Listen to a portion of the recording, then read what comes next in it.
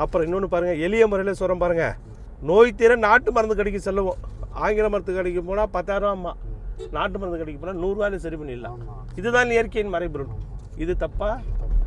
இதை பாருங்கள், நோய் தீர நாட்டு மருந்து கடைக்கு செல்லுவோம்.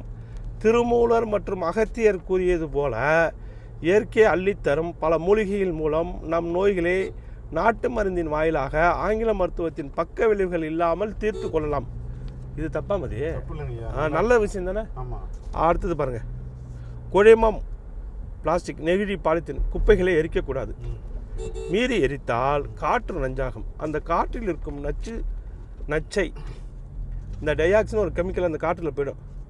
எந்த மதத்தின் கடவுளாலும் அந்த காற்றிலிருந்து மாசை பிரித்து எடுக்க முடியாது. இயற்கையே கடவுள், மரங்களே தெய்வங்கள். பிளாஸ்டிக் குப்பையை கொளுத்துறாங்க, காற்றுல கலக்குது, அது காற்றுலே தான் இருக்கும். அதெல்லாம் பிரிச்சுலாம் எதுவும் எடுக்காது. எந்த மதத்தின் அப்போ இயற்கையே கடவுள், மரங்களே தெய்வங்கள். அந்த இயற்கையை 50 கொள்கையை ஆகாயம், காற்று, வெப்பம், நீர், நிலத்தை நம்ம காவந்து பண்ணணும். அதற்கு நம்மளது வாழ்வியலை சரியாக அமைச்சு கொள்ள வேண்டும்.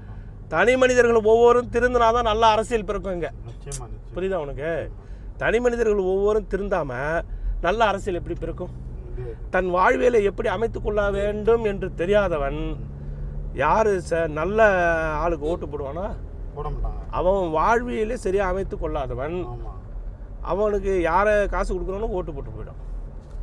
அப்புறம் ஆகாயம், காற்று, வெப்பம், நீர், நிலம் ஆகிய 50 ஆற்றலை நாம் உணர்ந்து இரையாகிய இயற்கையுடன் இணைந்து கிராமத்தில் வாழ வேண்டும். பாருங்கள், கடைசியாக பாருங்கள், சிறுக கட்டி பெருக பயம் பதட்டம் இல்லாமல் பண்டைய தமிழர் வாழ்வியலே நாம் வாழ வேண்டும். கடன் இல்லாமல் நாம் அனைவரும் கிராமங்களில் சிறுக கட்டி பெருக வாழ வேண்டும். மற்றும் ஒரு அரசியல் கட்சி இல்லை, இது மாற்று அரசியல் புரட்சி. இதை பாருங்கள், ஏறு விழுந்துச்சுன்னா இது எதுக்குன்னா, இது இன்னொன்று கொடுக்குறோம், நம்ம செயல்பாட்டு வரவேற்கையும் கொடுக்குறோம்.